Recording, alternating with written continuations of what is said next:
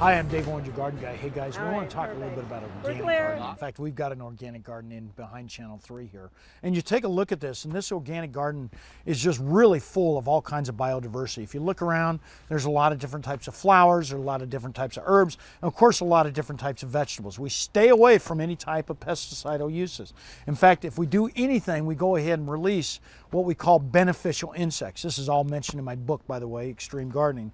But these beneficial insects do a good job on really taking care of those non-beneficial insects. But the more biodiverse, the stronger your garden. You'll never see monocultures, which means one particular type of herb, vegetable, or flower throughout the garden.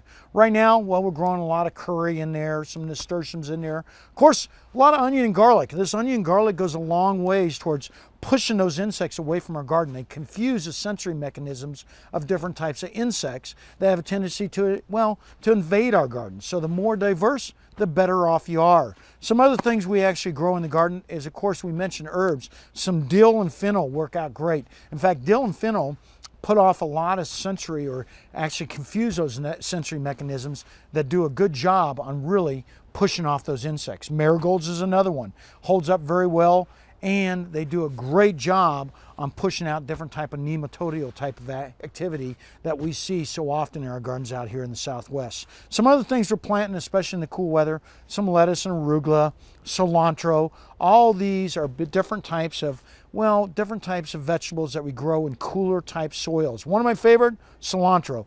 In fact, we'll go ahead and succession that all throughout the winter type season. What do we mean? Well, when it comes up, we go ahead and harvest that, and then we plant some more. And we continue to plant about every 2 to 3 weeks until it starts getting real warm and it doesn't want to grow anymore. Another one we do is, of course, some lettuce and arugula all at the same time. Cool soils, these are all perfect. Some other things we grow, well, a lot of different types of flowers like we talked about earlier, but here's 3 others: snapdragon, larkspur, and flax.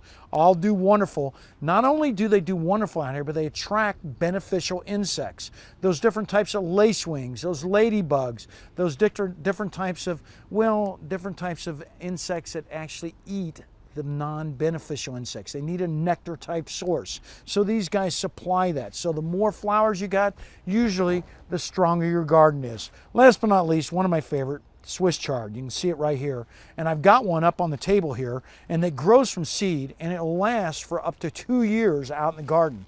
And it will last from year to year. It grows during the summer and winter. This is called a bright light Swiss chard. I'm going to take this home.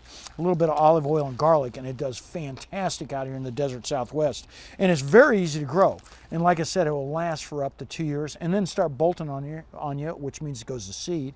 And then you can go ahead and harvest the seeds again later on. So remember, get out there, start thinking about actually creating that